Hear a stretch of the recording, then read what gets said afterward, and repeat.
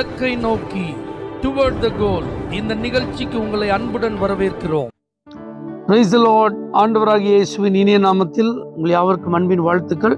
எஸ்தரின் புஸ்தகம் 4ஆம் அதிகாரம் 14ஆம் வசனம். நீ இப்படிப்பட்ட காலத்துக்கு உதவியாயிருக்கும்படி உனக்கு ராஜ மேன்மை கிடைத்திருக்கலாமே. எஸ்தர் தாய் தகப்பன் இல்லாத சூழ்நிலையில் வளர்ந்த ஒரு மகள். மொர்தெகாயின் கீழே இருந்து வளர்ந்து இப்ப எதிர்பாராத விதமாக ஆண்டவருடைய தயவு நிமித்தமும் ஆண்டவர் அவளை குறித்து வைத்திருந்த ஆசீர்வாதமான திட்டத்தின் அடிப்படையிலும் 127 தேசத்தை ஆண்ட அகாஸ்வேரு என்கிற ஒரு ராஜாவுக்கு அவள் மனைவியாய் மாறிவிட்டாள். இப்ப பாருங்க, உலகத்துல ஆசீர்வாதத்திற்காகத்தான் நான் வாழ்றேன் அப்படிங்கிற அந்த சூழ்நிலையை மறந்து இந்த காலத்திற்கு உதவி செய்யும்படியாக ஒரு உதவியாகத்தான் கர்த்தர் என்னை வாழ வைத்திருக்கிறார் என்பதை புரிந்து கொள்ள இந்த சம்பவம் நமக்கு ஒரு நல்ல உதாரணம். யூதர்களுக்கு எதிர்பாராத அழிவு ஆமான் என்கிற ஒரு சத்துருவின் மூலமாய் அது தீர்மானிக்கப்பட்டு விட்டது. ராஜாவின் ஒப்புதலும் அதற்கு கொடுக்கப்பட்டு விட்டது.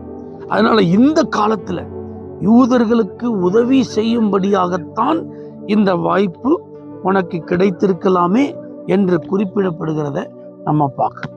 இப்ப பாருங்க, நான் எப்படியோ பிறந்தேன், எப்படியோ வளர்ந்தேன், ஏதோ கடவுள் கிருபையால ஒரு நல்ல இடத்துக்கு வந்துட்டேன், நல்ல வேலை எனக்கு கிடைச்சிட்டு, நல்ல குடும்பம் எனக்கு அமைஞ்சிட்டு, இப்ப கடவுள் புண்ணியத்துல எனக்கு ஒரு கவலை இல்லை, இப்படி சொல்லிட்டு திருப்தி அடைந்து போகிற கூட்டத்தார் நாம் அல்ல. இந்த காலத்துல என்னை கொண்டு தேவன் ஏதோ ஒன்றை செய்ய விரும்புகிறார். என் மூலமாக யாரையோ பாதுகாக்கவோ அல்லது ஆசீர்வதிக்கவோ கர்த்தர் விரும்புகிறார்.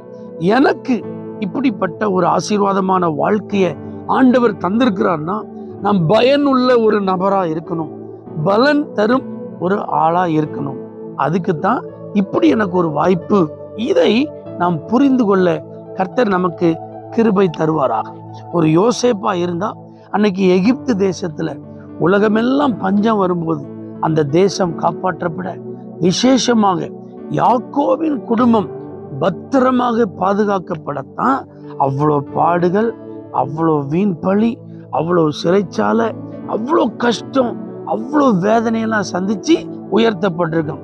இது எப்பா ஒரு காலத்துல நான் கஷ்டப்பட்டேன், இப்ப நல்லா இருக்கேன், ஆண்டவர் என் மேல தயவா இருந்ததுனால, என் கூட இருந்ததுனால அப்படின்னு சொல்லி நிம்மதி பெருமூச்சு விட்டு கடந்து செல்வதற்கு அல்ல. அந்த காலத்துல, அந்த பஞ்ச காலத்துல இப்படிப்பட்ட ஜீவ ரட்சணியத்தை அன்னைக்கு அவன் கொடுக்கும். இத மாதிரி எல்லா தேவ மனிதர்களுடைய வாழ்க்கையும் கவனிச்சு பாருங்க.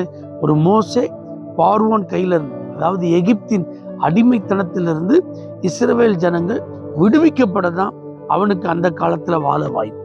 ஒரு யோசுவாவுக்கு கானானை இஸ்ரவேலர்கள் சுதந்திரிக்க வழி நடத்துவதற்கு தான் அந்த வாய்ப்பு. அதை விட்டுட்டு வேலைக்காரனா இருந்தேன், ஒரு மோசையின் பணிவிடைக்காரனா இருந்தேன், எப்பா அந்த உண்மையை பார்த்தார், ஆசரிப்பு கூடாரத்தை விட்டு பிரியாது இருந்த என்னுடைய வாஞ்சியை பார்த்தார், அதனால என்ன தலைவன் ஆக்கிட்டார், கர்த்தருக்கு ஸ்தோத்திரம். இப்படி சாட்சி சொல்றதுக்கு கிடையாது.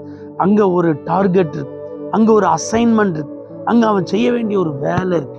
சமஸ்த இஸ்ரவேலுக்கும் ஆடுகளுக்கு பின்பாக அலைந்து கொண்டிருந்த தாவீதே உன்னை ராஜாவா கர்த்தர் மாத்தி இருக்கிறார்னா, பெலிஸ்தியர்களின் கைகளில் இருந்து இஸ்ரவேலை நீ பாதுகாத்து இஸ்ரவேலின் எல்லைகளை நீ விரிவாக்கணும். தேவனுடைய பிள்ளைகளுடைய ஆசீர்வாதங்களுக்கு நீ பாதுகாவலனா என்ன செய்யணும் இருக்கும். இப்படியே ஒவ்வொரு மனிதர்களையும் கர்த்தர் வைத்திருக்கிறார். இந்த காலம் அப்படிப்பட்ட ஒரு காலம். இது ஏதோ கஷ்டப்பட்டு உழைத்து சம்பாதித்து பெயர் பிரஸ்தாபத்தோடு பெருமைப்படத்தக்க ஒரு வாழ்க்கையை கர்த்தர் எனக்கு தந்திருக்கிறார் என்று சாட்சி மாத்திரம் சொல்றதுக்கு அல்ல. இதுல கர்த்தர் என்னை வைத்து என்ன செய்ய விரும்புகிறார் அதை நீங்க கவனிச்சு பாருங்க.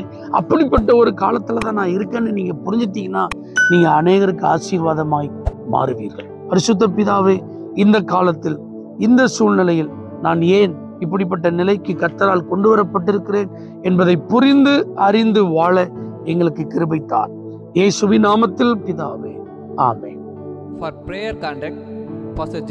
Kumar, El Shaddai Ministries, 9500252586, Surandai.